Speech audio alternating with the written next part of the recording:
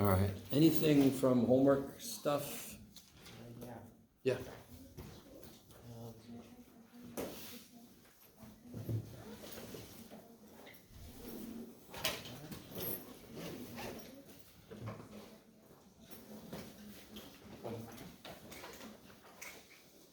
Last time we finished up chapter 5, and we got into 6 a bit. We talked a little bit about 6.1. It's got inverse trig stuff that we sort of did before. Oh boy, okay. This is not a good sign. Oh, I just had to push on twice. Okay. I'm ready. Yeah. Where are we at? What you got? 5, number 18, please. Since you said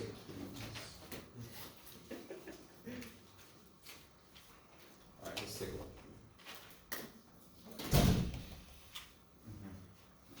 All right, so okay. Let's talk about, and if you haven't done this yet, it's a good idea to do this. Make a list of things, because when you're trying to verify identities, as a student, you have to come to understand several things. What are you allowed to do? What do you look for in a problem to tell you what to try to do, right? And get off your own back about choosing the wrong identity, because that's just part of the process. Trust me, if you just gave me an identity I hadn't looked at yet, you gave me a list of them, I know some of them I'm going to go, oh, that didn't work. Does that mean I don't know math? No, it just means I happen to pick the wrong way to go. Okay, I'll go back. There's other ones to try. Not a big deal, right? In fact, do you guys remember right now what sine of 2x, or sine of 2 theta? Let's see, sine of 2 theta. Does anyone know what that is? Sine of 2 theta. 2 cosine sine x. 2 sine theta cosine theta. What's cosine 2 theta? Even if you don't remember specifically, what sucks about cosine 2 theta? Because cosine is an asshole. There's 3 variations, right? Cosine squared theta minus sine squared theta, 2 cosine squared theta minus 1, 1 minus 2 sine squared. You guys kind of with me. So it's very easy. If I see like a cosine 2 theta in a problem, I could very easily pick the wrong thing. Does that mean I don't know shit? No. Does it mean I don't understand this? No. Does that mean I'm doing exactly what I'm supposed to be doing? Shit. Does that make any sense? So that's one thing I notice students do, is they kind of get down on themselves for the wrong reasons. Part of the process is just going down the wrong road and going, okay, that was the wrong road. Now I know that. Let me use something else. So look at it. What was it, number 18? Yeah. So here we go. You ready? One thing to notice about number 18 is each side has one term, correct? So that's a weird thing to say, but if I had one side had a fraction plus a fraction and the other side had one term, then obviously I want to combine those fractions. I'm trying to make both sides look the same, so I'm looking for clues like that. Can anyone tell, this might be a weird question, but can anyone tell me on the left-hand side of the problem, what is the angle that's being used? On the left-hand side of the problem, what is the angle? What is the angle? No. Number 18. Number 18. What goes inside of a trig function? Tangent of, what would you put into it? Theta, which is an angle. I love it. So let me ask you again. On the left-hand side of number 18, what's the angle? 2x. 2x. Everybody see that? So I ask you, I have a trig thing, and I say, what's the angle? What's inside the trig function? That's the angle. Because that's where they go. Angles go into trig functions. What's the angle on the right-hand side? X. I need you to be with me, because again, a big part of solving it or verifying identities is knowing what you're allowed to do and knowing what to look for that tells you what to do. Yes? One big thing about this is the angles don't match. There's no way in frickin' hell that the left-hand side can be shown to equal the right-hand side if I don't make the angles the same. So, and also so secant 2x, what sucks about that? What sucks about secant 2x? Do we have an identity? Did they tell you, by the way? I don't think so.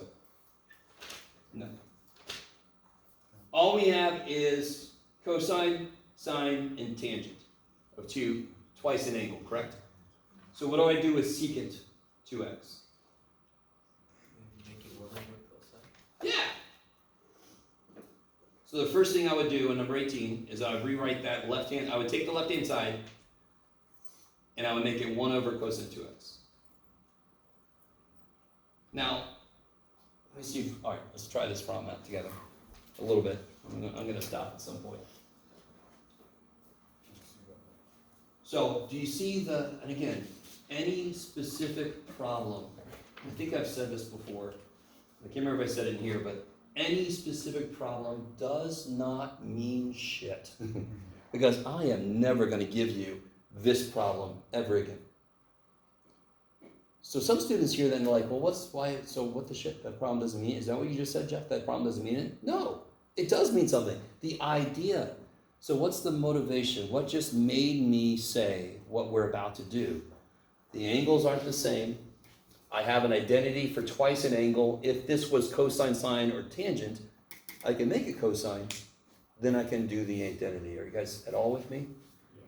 So you're the one that's going to have to kind of like go down that path of, oh, this, then, okay. Now I know what to do. So it's what are you allowed to do, and what about the problem tells you what to do. So I'm going to rewrite this. I'm going to work on the left-hand side only. I'm going to make it 1 over cosine 2x. Now, this problem specifically, what really sucks again about cosine? Cosine 2x specifically? Because there's 3 things it could be, correct? Yeah. So I'm going to help myself out of it, and I'm going to work on the right-hand side at the same time. I don't think we've seen one like this before. I'm going to work on both sides. Does anything jump out at you on the right-hand side? Something you could try to do. Well, I did take out a secant on the top. The secant squared on the top. Sure. Then I got stuck. Yeah, then you got stuck. I agree, because you can't take a secant out on the bottom, right? Okay, so that's a bit of an issue. What else could we try to do? Is it bottom factorable? Is that what you said? Yeah. Okay. Maybe. Let's see. I think so. So here's another thing that could happen. Let's just see if this is true. Okay. The bottom of this, the top factor is easy, right? I can take a couple secants out. Let's look at the top real quick. If I take 2 secants out, what am I left with? 1 plus secant squared. And that sort of doesn't do too much for me, because what's 1 plus tangent squared? Secant squared. So this is not an identity, correct? 1 plus secant squared is whatever the hell, right? Now, let me see if they did this. I think they probably did this on this wrong. Let me show you something that we do to help us out. I'm going to write the bottom like this.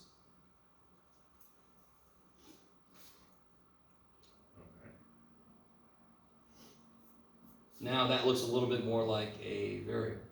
So just to show a simpler example of this, what we're about to do. If I had, you can do it, Jeff.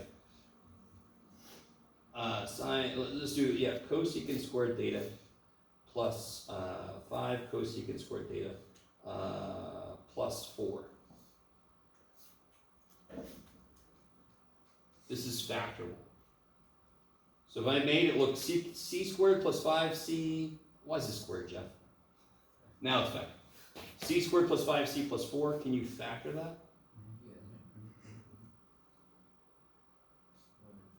4 and 1, so that would be cosecant, Jeff, cosecant theta plus 4, cosecant theta plus 1. Okay. And then there might be another cosecant theta plus 1 on the bottom, they cancel. Do you guys kind of follow? Okay, so look at what I see on the top. I see a 1 plus secant squared. If I factor the bottom, maybe there's another 1 plus secant squared that cancels. Okay, you all look appropriately excited about this. So what's the only thing 2, so I'm trying to factor this, what's the only thing 2 could be? 2 and 1. 2 and 1. And s to the 4th. Has to be 2 and 2. S squared, yes?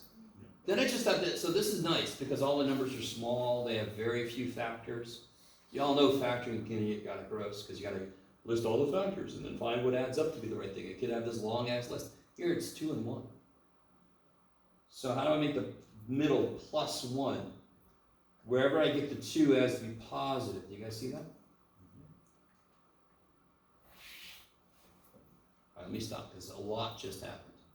I think this is the first time we're seeing that you can factor expressions with these trig functions. This is the trick to do. If you see something that looks quadratic or it looks, replace the trig function with a letter. Your brain will latch on to it. It looks a lot more familiar now. Kind of like use substitution, or? Yeah, exactly. U sub. So here instead of U sub, I did S sub. Yeah. So let me rewrite what we got. Let me rewrite what we got. So from the right hand side, on the top we did this. And on the bottom we just did this. And what was S again? Secant. And what immediately happens there? Cancel out the cancel out. Die.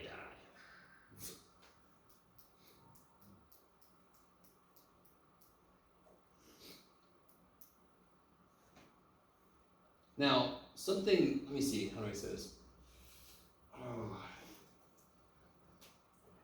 Okay, I'm not sure. So, the funny thing about proving identities, you have to see enough examples so you know what you're allowed to do. I have 3 options for this guy, right? Every option for this guy is going to have cosine and sine in it. Correct? Cosine squared minus sine, blah, blah, blah. So what's another thing I could do on this side to make it match more with what I know this is going to be? Why am I not doing anything on this side yet? Because there's 3 options. I need more information to know which is the right way to go. This side, if I use any of the 3 options, this side is going to have only cosine and sine. So it's an immediate thing I can do on this side so that I know it's going to match better. This side's got secants in it. Yeah, so 1 Could these 2 sides ever be equal if this side still has secant in it? No, I can't really show they're equal unless they have the same kind of stuff inside of them. So when you asked me this question, and I first looked at it, I had no idea. Really, I didn't. And then I was like, okay, looks like maybe that'll work. So I'm just trying stuff. Here I see that I'm going the right way. At least so far. Yes, at least so far. I can still screw it up. Does everybody understand what I just said? It's really neat. These problems suck. They do. On one level, they suck. They just do. Because you're not used to them. You're not playing around with math as much as this requires. This requires you to play with the math. And that is not a phrase you're used to hearing somebody say. But you got to play. You got all these possible identities. Some of them could work. Some of them might not. You just got to play. But the really cool thing about these is you can keep looking at both sides to tell you what to do next. What I just said was one side has a bunch of secant stuff and the other side won't have any secant stuff. So how can I rewrite that secant side? No. Well, how do I rewrite this immediately so it's related to sine or cosine? 1 plus tangent squared. Okay, but what's the immediate direct way to write secant so it's related to sine or cosine? Yes, so this will be, if I work with just this side, the top will be 1 over cosine squared, and the bottom will be 2 minus 1 over cosine squared. Right, this stuff cancels, correct? Mm-hmm. Now don't blame me if right now you're like, yeah, that's better. Thanks, Jeff. But what kicks ass about this? This sucks. Now I've got fractions inside of fractions, but what's the immediate thing I can do to kill all the fractions? How can I kill? What would I do to this to kill this? Multiply by cosine squared. I'm not allowed to do that unless I have 2 sides of something, and I do. So as long as I multiply top and bottom by cosine squared, I'm going to kill all of my internal fractions. Do you guys see that? I don't know if you guys are really with me or not. What matters right now, I love the reaction. They're like, I'm in the same physical space as you, Jeff. Okay.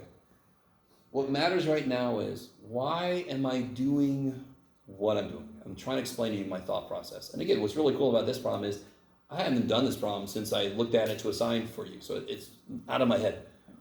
You are fresh seeing me figure this out myself, right? So I'm trying to explain to you what my thought process is as I go through this. It's the same kind of thought process you need to have. So if I multiply top and bottom by cosine squared, Why cosine squared? because it's going to kill the fractions. Oh, so then it'll turn into 2 minus 1. So what do I get in the top? Just 1. 1. And what do I get on the bottom? 2 minus 1. Careful, careful. You got to distribute, right? 2. 2 cosine squared x minus 1. So are you with me? And just to remind you guys, this is where we are on the left-hand side. What is one identity for cosine 2x that I desperately want to use now? Yeah, sorry. Where does the minus 1 come from? Oh, so 2 times cosine squared x is 2 cosine squared x. Minus 1 over cosine squared x times cosine squared x is 1. Same as on the top, right? Okay. Yes? Where did you get that cosine squared x that you multiplied by? Did you get it from the top because it's a fraction, or did you just? Oh, why did I multiply by cosine squared? Yeah, can you just? Because that's what would kill all the fractions. Okay. Yeah. So is this the only way that this problem can be done? No. It's just the way that I thought of immediately. Yes. So why did I do this? Because I know this side is not going to have any secants. So then I was like, all right, let me make this become cosine. Shit, I've just put fractions inside a fraction. Let me kill all those internal fractions. And then you guys see how I'm basically done? What's one option for cosine 2x? Cosine squared minus sin squared, Yeah. 1 minus 2 sine squared, or Yeah. 2 cosine squared minus 1. Check. Would you need to rewrite the left-hand side, or can't we? This just- is fine. If it's an immediate, obvious, it would be silly for me to make you rewrite this and then go, this is an immediate just, so if you do this, it's beautiful, because that is that by definition. Right, okay, I just wanted to make sure. 'cause I You're did good. have a few problems. Totally. Just wanted to make sure. Is that exciting? Very exciting. Yeah. So again, what are the important things to get from this? Because you're never going to see this problem again. You'll see problems like this. So the first thing we did was we had to flip this because I only have a double angle formula for cosine, sine, and tangent. So I made it 1 over cosine. Then I had 3 options, so I'm like, okay, screw that side. I don't know which option is going to work. So then we went and did whatever the hell we could with that side. Now, this is the new thing. And this is the thing I understand you're not going to like, because some of us in here have forgotten how to factor. And I understand that. So if you wanted to, we could spend a little time remembering how to factor. I could do a quick little thing about factoring. That's something I didn't really think about, but I could put up into our Canvas shell like a factoring. I can't remember if I did. A Maybe you factoring did. methods. Is there one up in there? Does anyone know? I Something. did put one? Okay. So there's a factoring methods handout that I understand. It's loaded with a lot of shit. But at the very top of it should be a quick reference guide. Right? When do I do cubes or squares if there's 2 terms? When do I do the AC method or whatever you call it when there's 3 terms? When do I do grouping when there's 4 terms? Right? Does this all sound familiar to anybody? Do you guys remember, for example, how did I factor this crazy thing? This is my go-to, by the way. I know this one works, so I just always use this one. Take out 2x and 2x. Or you could. This could be 4 and 1, this could be 2 and 2, this could be 6 and 1, this could be 2 and 3, it could be -2 and 3, it could be 3 and negative 3 and 2. I mean, holy shit. So you could do trial and error to get it right. That might be. Does anyone remember, let me get it started, does anyone remember, Oh, Yeah, easy. some of you guys made the crazy ass X, big X thing? Mm. Does that sound familiar? Yes. Yeah. This is a mystery to me, not how to do it, but why the shit it does anything for you. Because I do the exact same work, but then people are like, that's confusing. I do the exact same damn work. I need two numbers that multiply to be negative 24 and add to be negative 5. That's not too bad. What are some factors in negative 24? 8 and 3. 8 and 3. So that's it. It could be 4 and 6, but that won't combine to be 5. 8 and 3 will make negative 5 as long as what's negative? 8. Yeah.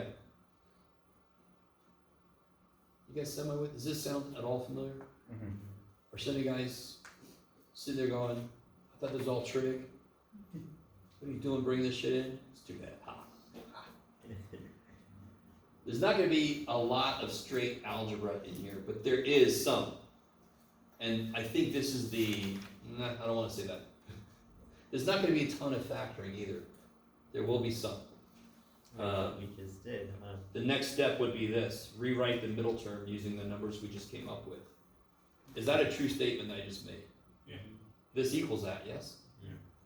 But this will factor like grouping, because now I've made it 4 terms. So when I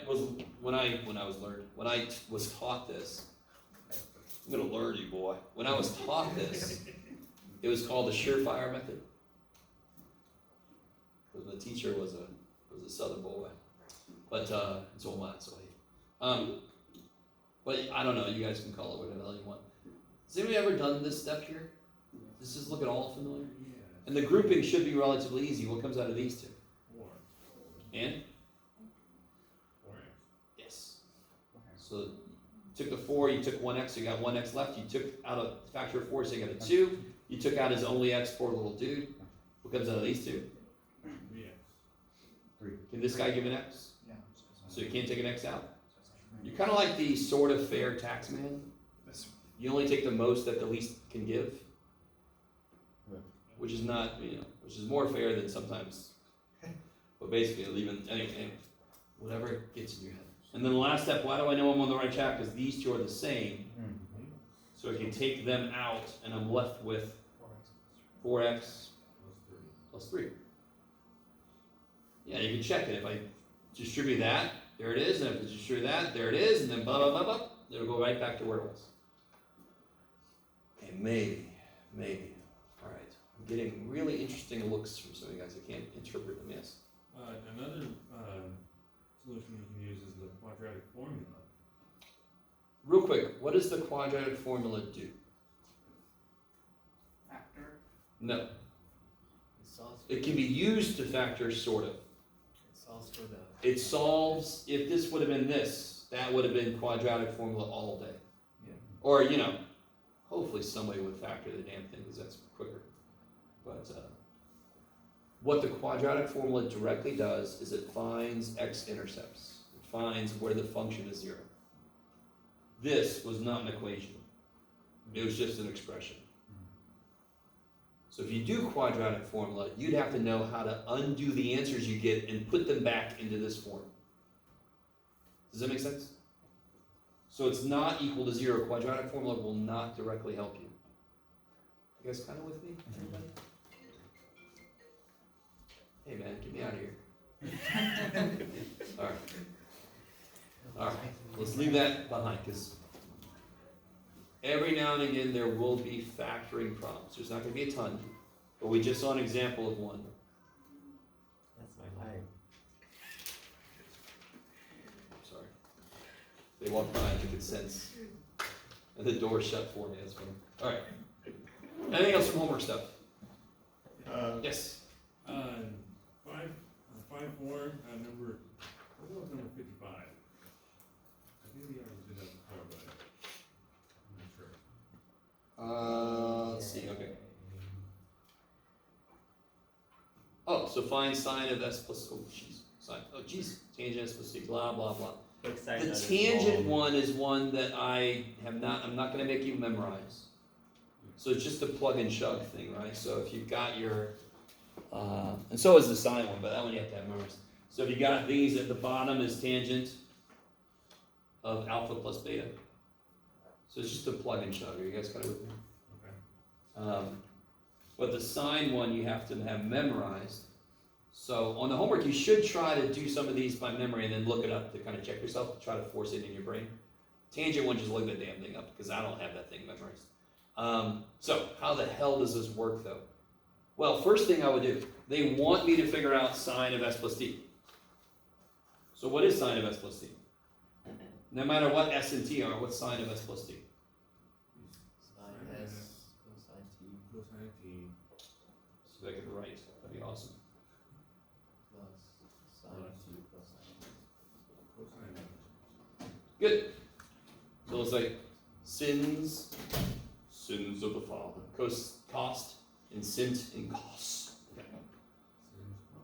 So here they tell me cosine s and cosine t. Right? What else do I need to be able to figure out the sine s plus t? I know cosine s, I know cosine t. So obviously I also need to figure out, Wait, don't you mean sin S? What do you mean? Sin T? so number, which one? Oh, I was looking at 50, which one am I looking at? 50, I was looking at 53, but I think you asked me about 55. Yeah. Okay, sorry. 55, I was looking because that thing drew me there. 55, you know there's two sines, but you need to know the two cosines also, yes? Yeah. So you know this and this, they're just numbers, you can plug that shit in. But I need to figure out, so for example, this problem tells me,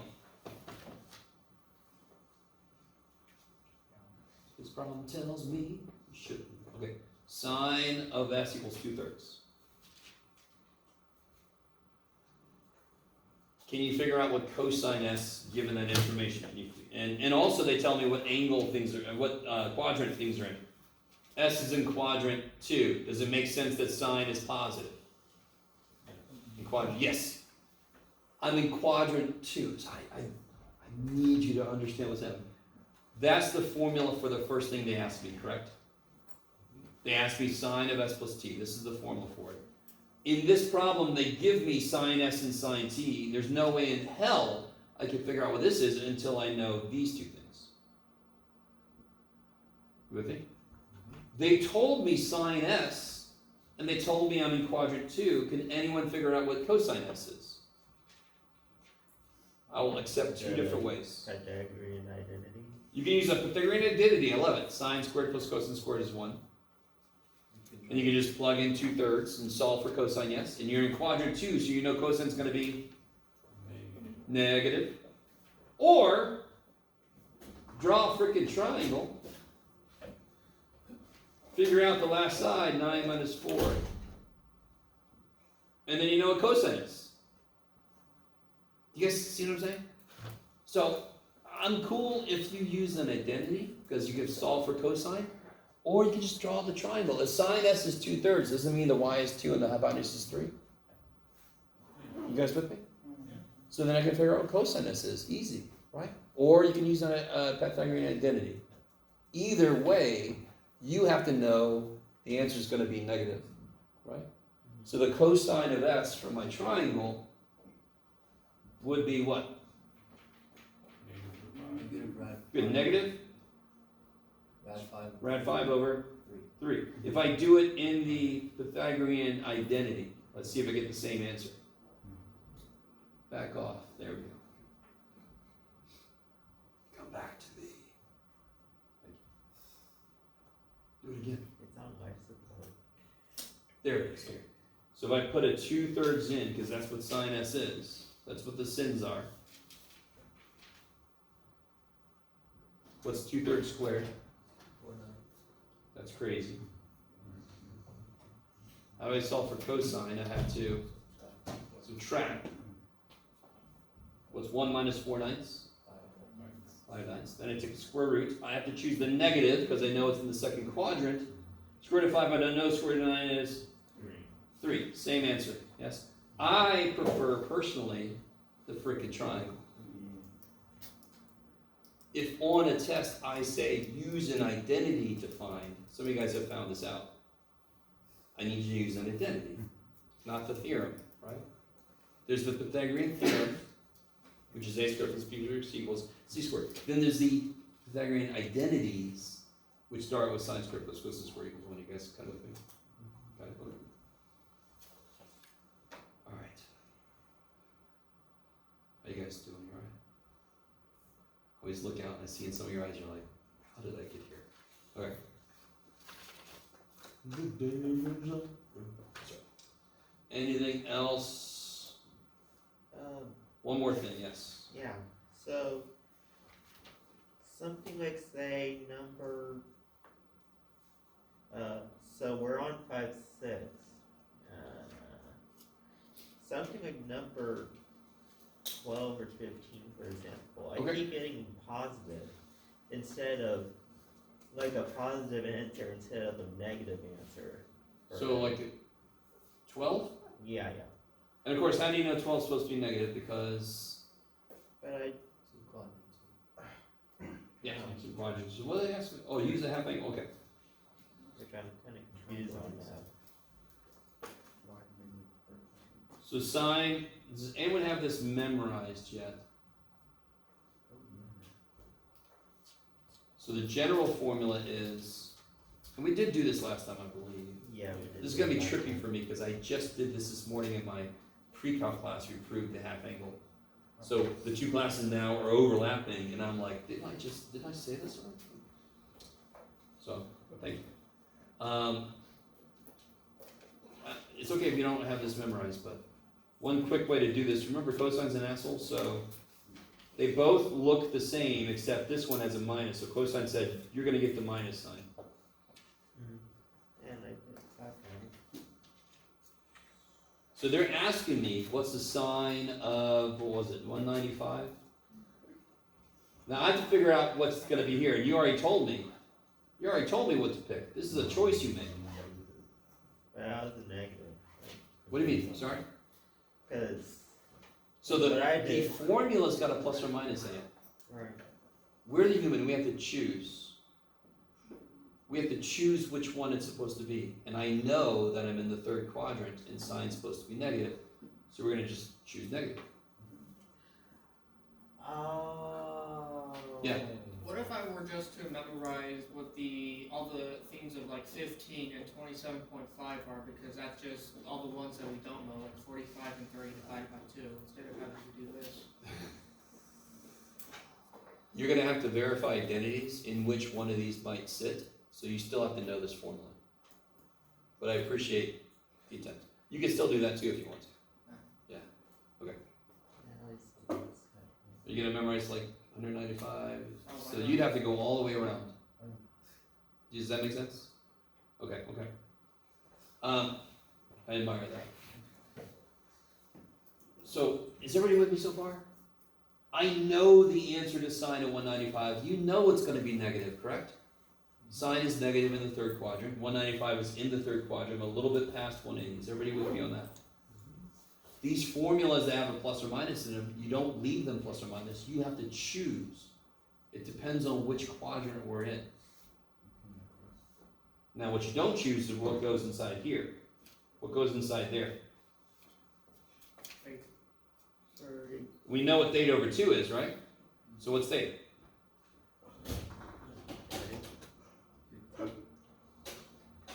Half of theta is 195. So what's a full theta? 1 times 2, which is 390. Yeah, exactly. You got to double this, right? So if you double this, you get 390.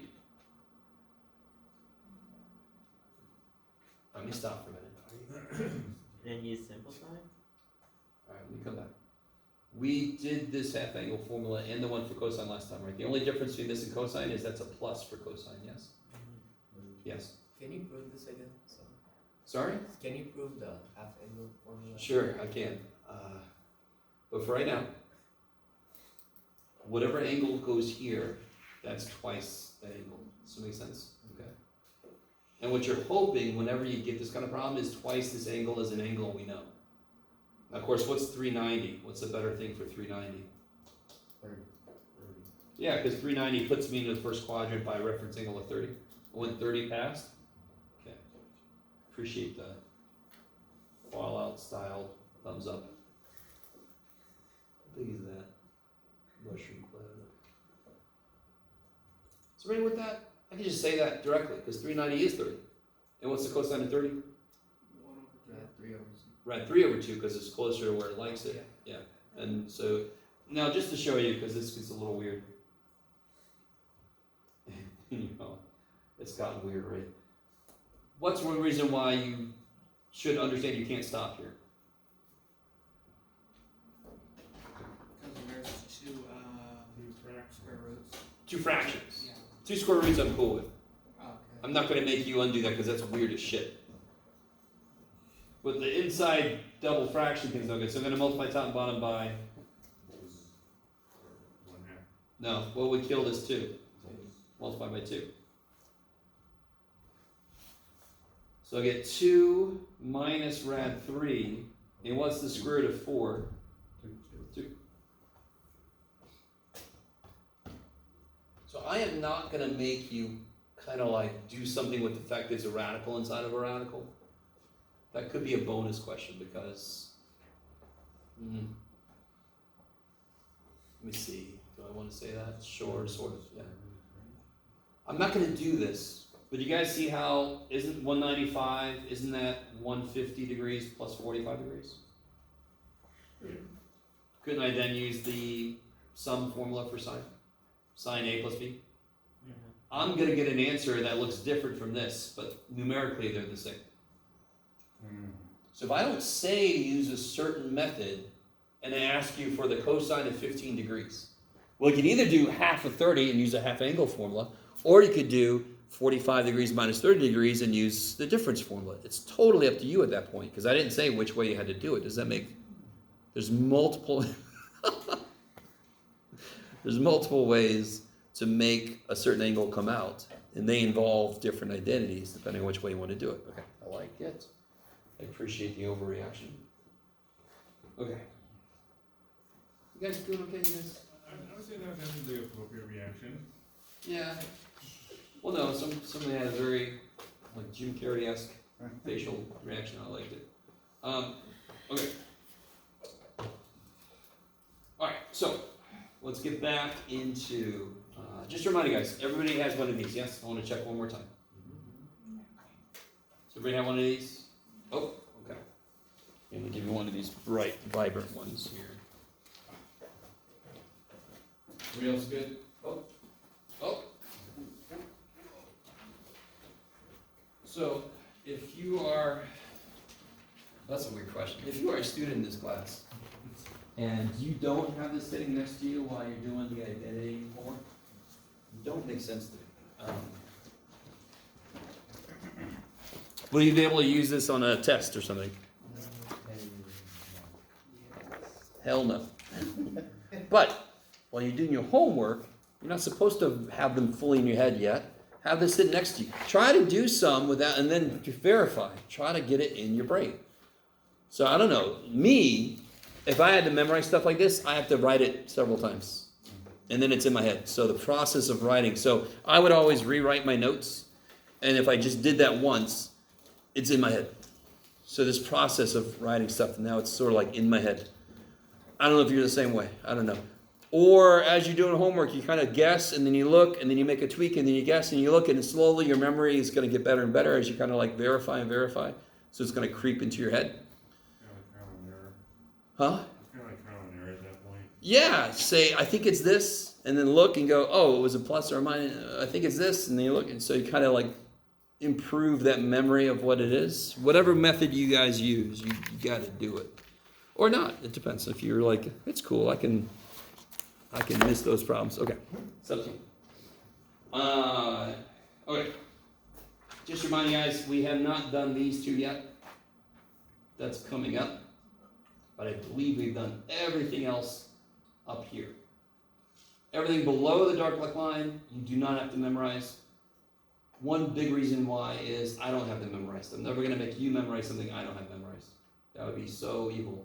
That would be like my PE teacher that couldn't do one push-up, but we had to do 20 or whatever. Like, whatever. Doesn't make sense. Okay. So, let's get back into where we left off. I've got to kind of remember because now everything's overlapped. We did talk about inverse trig functions, if I remember correctly. Did we talk about, yeah, I'm pretty sure we did. We talked about what we have to do to the sine function to make it kind of be invertible. Is that true? We have to chop it. Yeah. Does that sound familiar? Yes. Because to be invertible, what kind of test do you have to pass? Horizontal line test. To be invertible. To be a function, you got to pass the vertical line test. To be invertible, you have to pass the horizontal line test. Okay. So if I chop it off to here, and I chop it off here, it doesn't come back on itself. So it does. So this middle part passes the horizontal line test. Okay. I like it.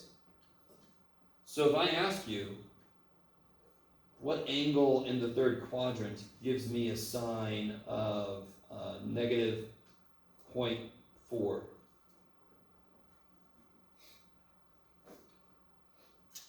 How do you figure out what the angle is? What do you have to do to both sides of that equation to solve it?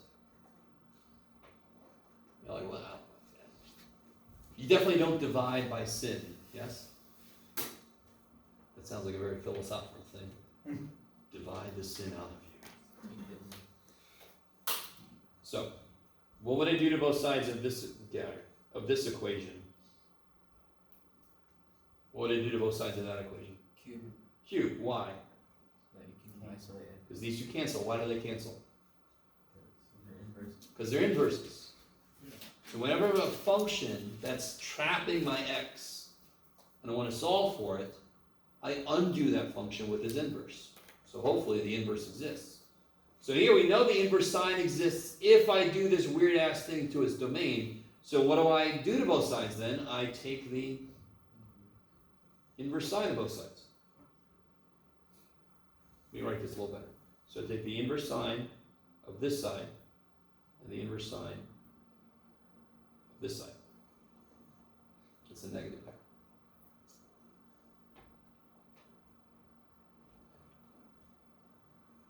Negative 0.4. So I'll do this side.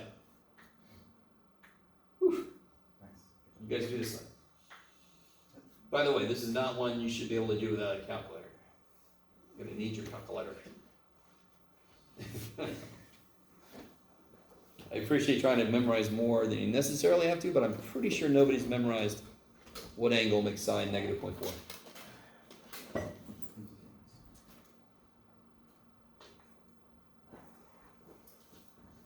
Where's inverse sine? Second. Right above us. Holy shit. That was nice. So I do second sine. I want to take the inverse sine of negative, dadgummit, negative 0.4. Be really careful. There's your negative button. That's your minus button. That's your negative button. Just the way that TI hardwired it. If you have an issue, talk to them. They won't tell you because they don't tell you anything. I tried. Now, real quick, what mode am I in? I'm probably in radians. Yes. So let me put it in degrees just because.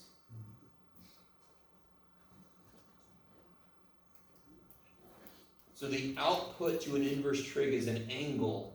What units the angle will be in is up to you. You have to choose. Where is that angle? I'm sorry. One more time, what you just said?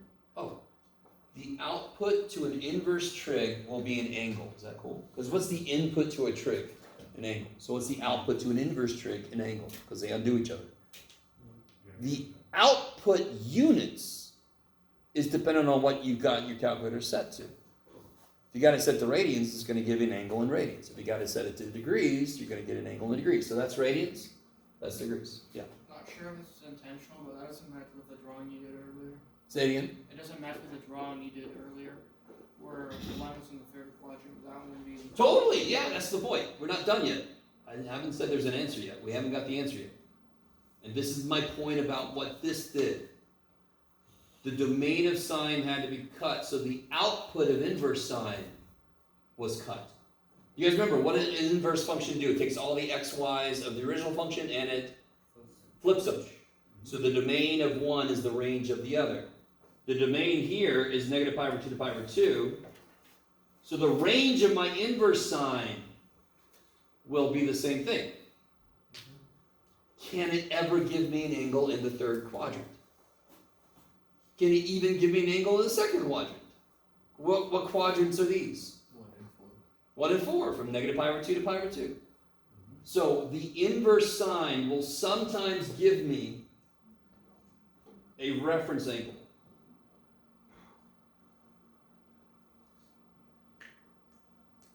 So I know I'm here, which means I'm going to take, this is a little bit weird, but I'm 23.578 past 180. So I had to do 180 plus 23.578. So this is a reference angle. It will sometimes be negative. If it's negative, it just means I'm somewhere that sine is negative. You guys all see that? To get the actual angle I'm at, I've got to add 23 to 180. So I'm in the third quadrant. Why would you add from 180? I don't. Because I know I'm in the third quadrant. And the inverse sine gave me a reference angle. The negative just means I'm in a quadrant where the sine was negative. Okay, and how did you find out that you're in quadrant 3 again? That was the problem. I was Oh, told okay. my angle is in the third quadrant. Now I get it. Okay. That's why I don't stop here, because what quadrant is this in?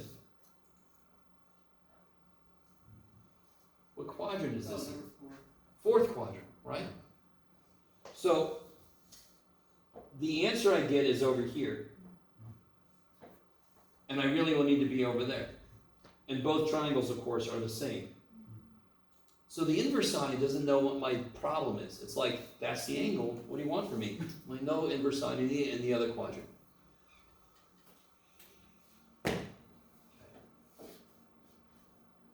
So what is that comes out to be? So let's check this shit. What does this mean? If I put that angle in the sine, what should I get? Negative 0.4. Right, so let's see. Now we rounded a little bit, so it's going to be a little off, but we're going to get really close. I think I'm in degrees, right? Yes. Look at that. That's negative 0.4. You guys see that? Can you check your work? Of course. Every damn equation in the universe, if you get an answer, you can plug it in and check. You all know that from algebra. So dear God, check. Take a second and check. Make sure it does what it's supposed to do. Okay, I like it. That's right. Check yourself.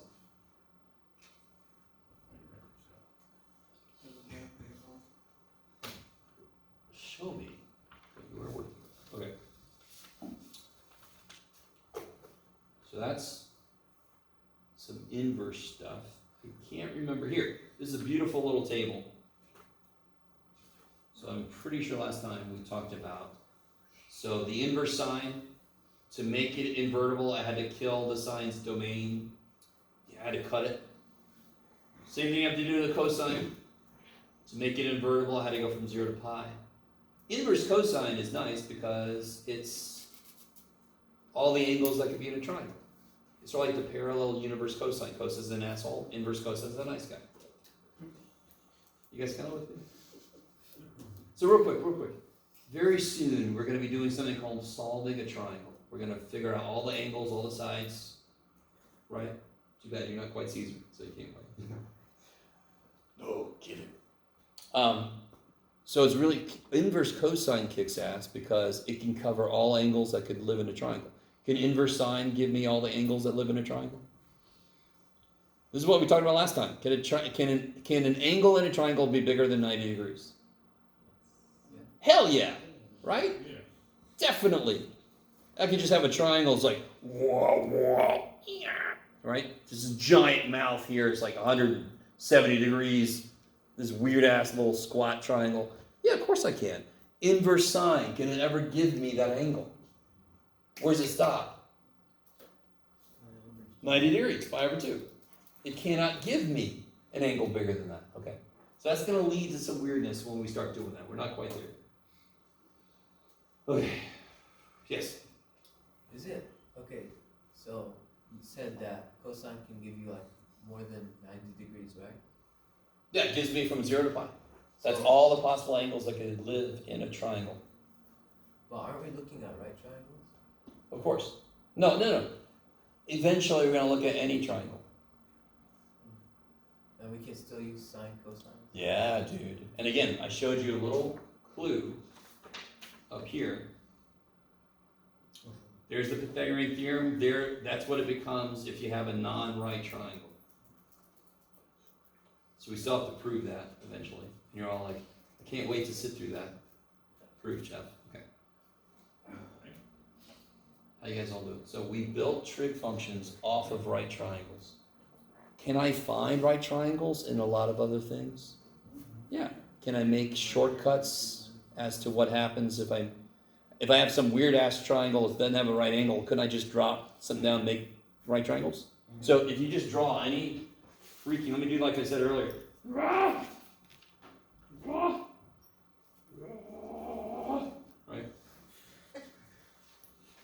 So pretend like this is a straight line. What will it do? Couldn't I drop down and make a right angle? I can see it now. There went blurry. I'm sorry.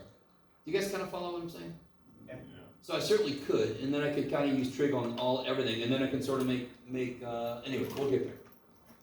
We'll prove the broader. So can I use trig stuff in triangles that are not right triangles? Yes, but obviously things get worse. What do they work best with? Right triangles. Can they work with non-right triangles? Yes, just not that nice. Okay. All right, get out. Freaking us out. It really went away. Okay. Let me make sure I didn't forget anybody here. We did talk about this. Let me make sure this is true, what I just said. Yeah. Okay.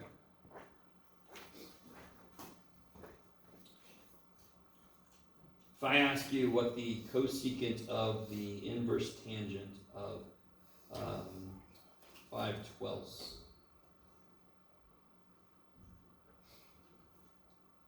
we did this, I know we did. I don't blame you if you forgot that. Does anyone remember there's a triangle that this represents? Because what's the output to an inverse trig? An angle.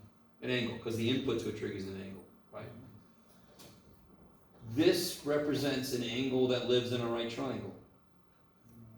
What are the sides? Can anyone tell me any of the sides? 5 and 12. Yeah, what's this side? How do you know that? Because the tangent of this angle is 5/12, yes? So real quick, just put on the side. Inverse tangent of 5/12 is an angle.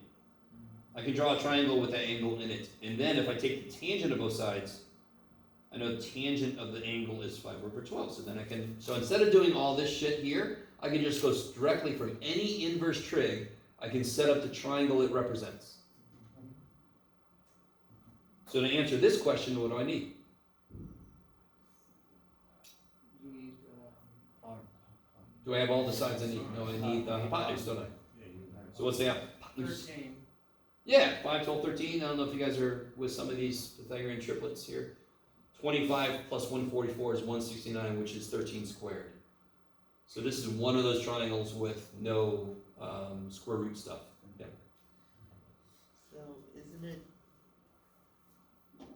inverse? Because wouldn't it be 12 on the y side and 5? No. Careful. This does not mean 1 over tangent. Oh. This means inverse tangent. So if the inverse tangent equals an angle, that means the tangent equals 5/12. Oh. So it actually is, this ratio is related to tangent. So that's why I know exactly which sides are what. Got it. I think he's thinking of a cotangent. Totally, but I understand, because you might look at this and think that's 1 over. But no, this is the inverse function. It's the function that does the opposite. So what of course is the answer? No? 13 over 5. 13 over 5. Well, this cosecant is 1 over sine. So sine is 5/13, so the cosecant is 13/5. Crazy shit. Okay. Alright. Blah, blah, blah. Oh, alright. Here we go. Here's the ultimate. I always forget about this, but here's the ultimate beautiful thing. Are you ready? Oh boy. I don't know if that makes you feel weird. It's beautiful. Alright.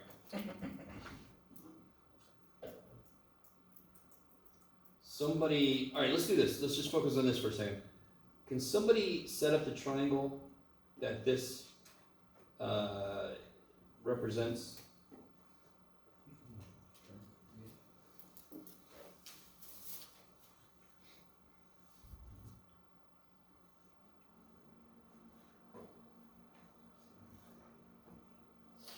That by itself needs to be really easy. This is something we could have done on like the 4th class or something after we talked about what sine was.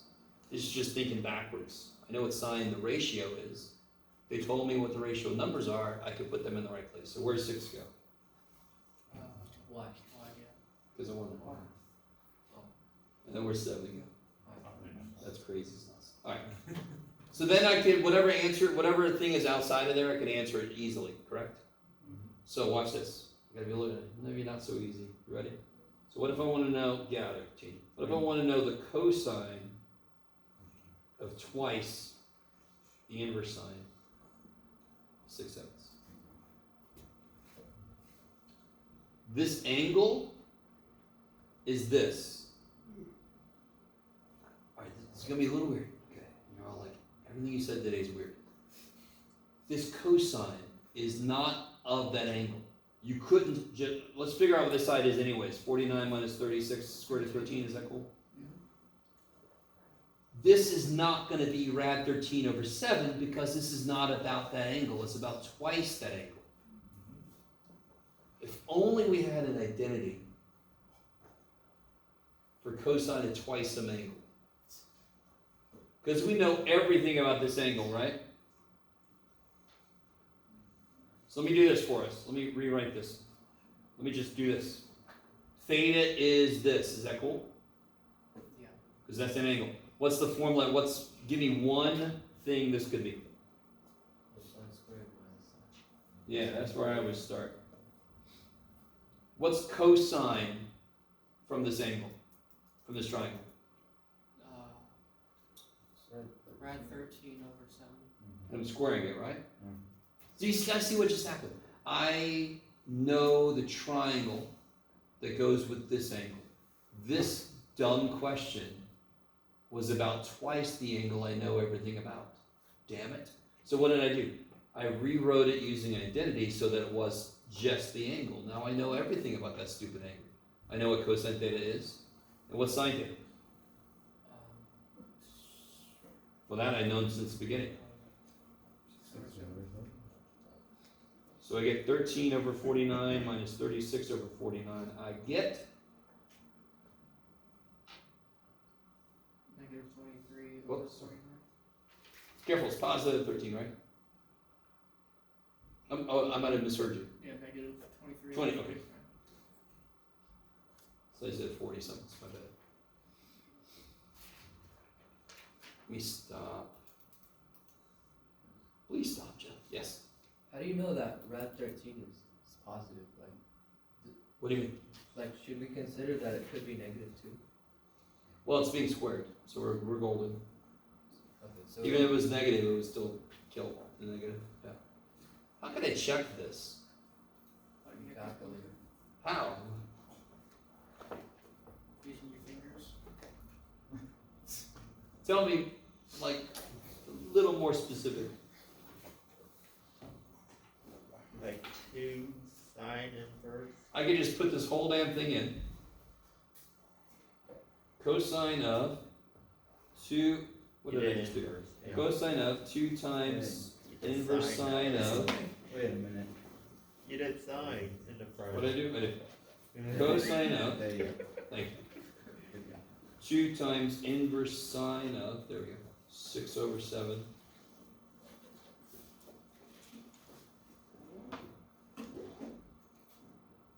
And then I can do negative 23 divided by 49. Fine.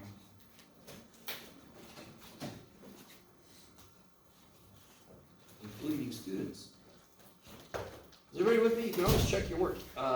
That's the original problem, and that's what we got as the answer. If they both are the same number, then we're golden.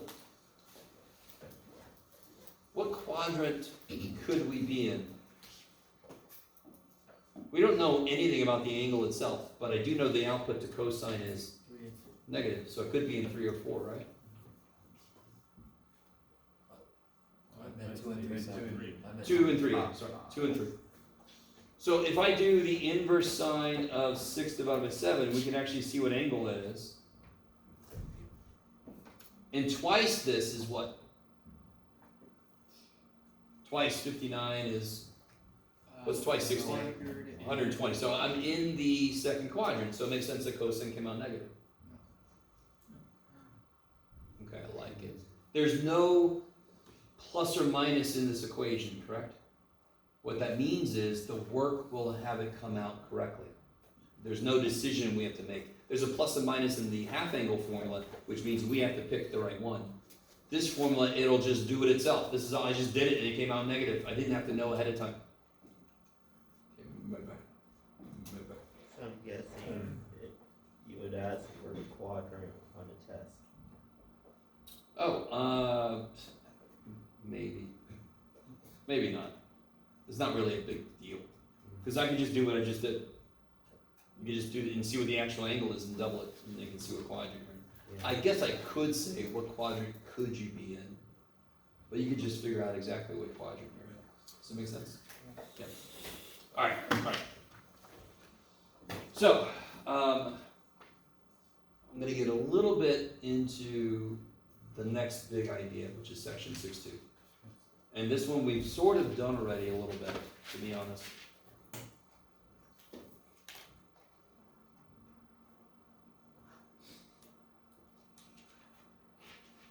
We have solved some very, very basic trig equations.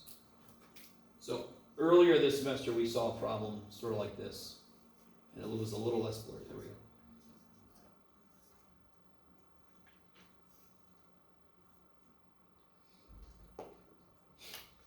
So I want you to solve that equation in 0 to 2 pi. Because how many answers could this equation have? 4. No, how many, how many answers could this equation just have, period? Just how many answers would it have? Infinite number. In fact, watch this, this is kind of cool. If I graph, you make my mode radians. If I graph sine theta, sine x, and I also graph square root of 3 over 2. I need you to see, this is kind of cool. This is something, I don't think I've told you this yet. It's just something you sell on the side. Every single equation you've ever had to solve, ever in your life, and ever need to in the future, you can solve it by putting this into y1, this into y2, and where's the answer going to be? Where those two graphs meet. Intersect. Yeah. So here's what's nifty. If I do that, let me zoom somewhere. I'm going to blow that up in a minute. Hold on. Okay, there it goes. So let me blow that up a little bit. Bum. Bum, bum, bum, bum. Bum, bum. No, Jeff, you want this one to be. Let's make this one.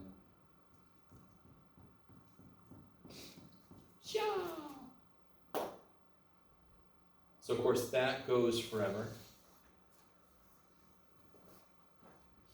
Yeah, so you get 1, 2, 3, 4, 5, 6, and then you would never stop counting, and then you have another infinity that way.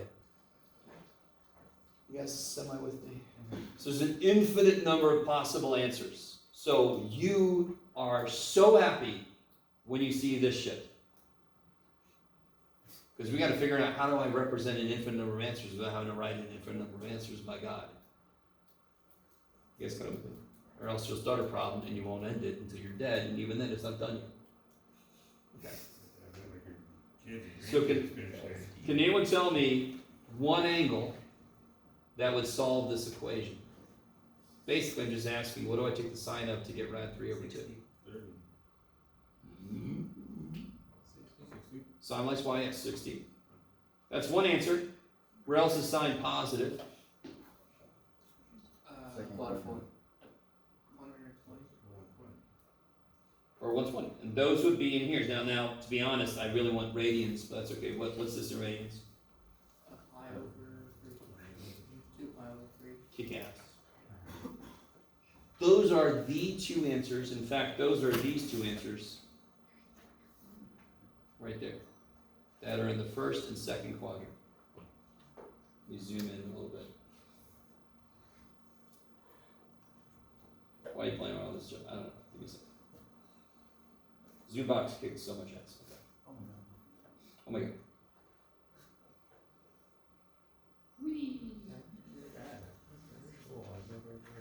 I must have shown you guys Zoom box, no? Nope. Alright, let me do it again, sorry. Yeah. Alright. So right now, oh crap, I didn't do that. That's alright, Jeff. And this will be even better. So right now, I'm curious about the first and second quadrant, which is in here. 0. Are you guys kind of with me? Yeah. So I want to zoom in. Everything I'm curious about is happening right there. So if I go zoom box, I'm going to get a cursor. It's just a poor little cursor dude, right? Just a poor little cursor dude. But wherever I put it, if I hit enter, that's one corner of a box. And if I move over and down, I get the other corner of a box. So let me do this. Yeah, let's get that in there. And then it's going to like, that's like the CSI enhance. Enhance. There you go. Cool. Now, this is nothing we necessarily have to do because I'm not a big fan of doing a lot of stuff with the calculator, but just to show you. If I do second trace, that's calc. Everything on the top row is graphing. So I want to calculate something graphically. Second trace, I can calculate the intersect. So the questions that ask me, what I do is, the question that asks me is, what's the first curve? Am I on the first curve? Yes. If I hit enter, it bounces to the second curve. So am I on the second curve? Yes. And if I hit enter, it asks me for a guess. So you can see I was moving over to where the thing is. So I'm going to say that's my guess. And it tells me the intersection is this number, 1.047. So how do I check that? Well, we got, what did we get? Pi over 3. And what is pi divided by 3? Freaking 1.047. You guys semi with that? I think the y is rad 3 over 2. Yeah, it has to be. Yeah. Let me go back.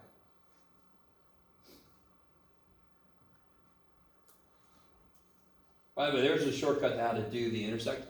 Just put the cursor on the answer, hit enter, enter, enter. Because it first curve, enter, it bounces to the second curve, enter, and then it asks for a guess. You're already there, enter. So definitely this has to be rad 3 divided by 2, because that's what the output's supposed to be according to the equation.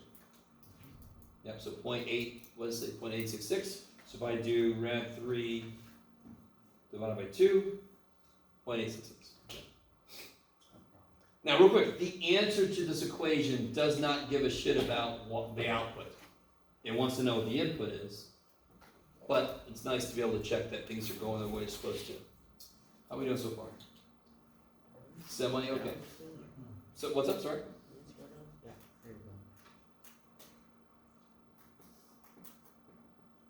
go. Alright, so let's do one that's a little bit trippier. Okay, I'm good. What about cosine theta equals negative 1/7?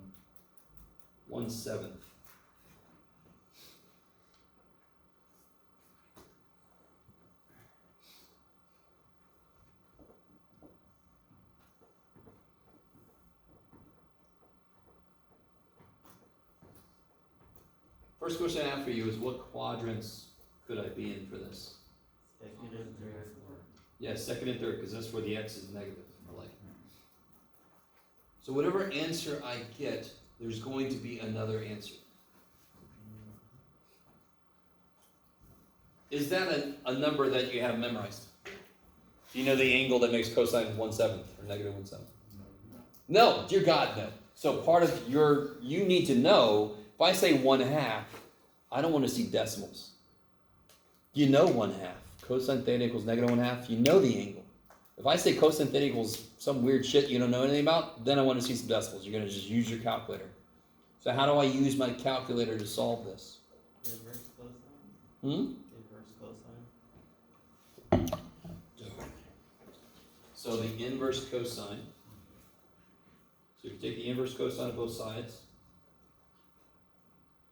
these kill each other. Die. So if I throw this in the middle calculator, help me out. What do you guys get? Let's do radians. Just because I want to be extra evil.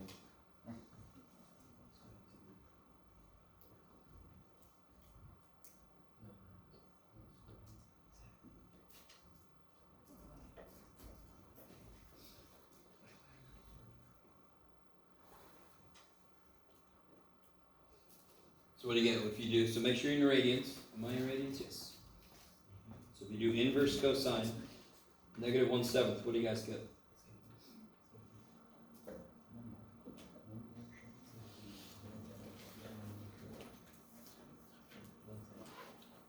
Anybody? What do you get? Sorry? 1.714. Okay. Now, real quick, let me see if you guys are cool with this. What's pi over 2 roughly? What's pi roughly? Roughly 3, right? So what's pi divided by 2? Roughly 1.5. Is that cool? All right, what's pi? Let me see from your perspective. No, here. What's pi? 3.14 roughly, right? So where's 1.71?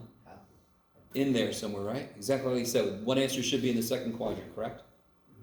The other answer is where? There is another answer. It's in the third quadrant. How do you get it? Yes, good. Okay, so I know that one answer is 1.714 rads. What is this? 3.1. That would be pi minus 1.714, yes?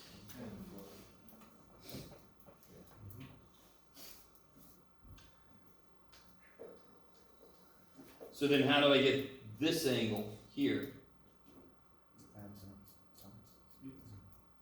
Referencing.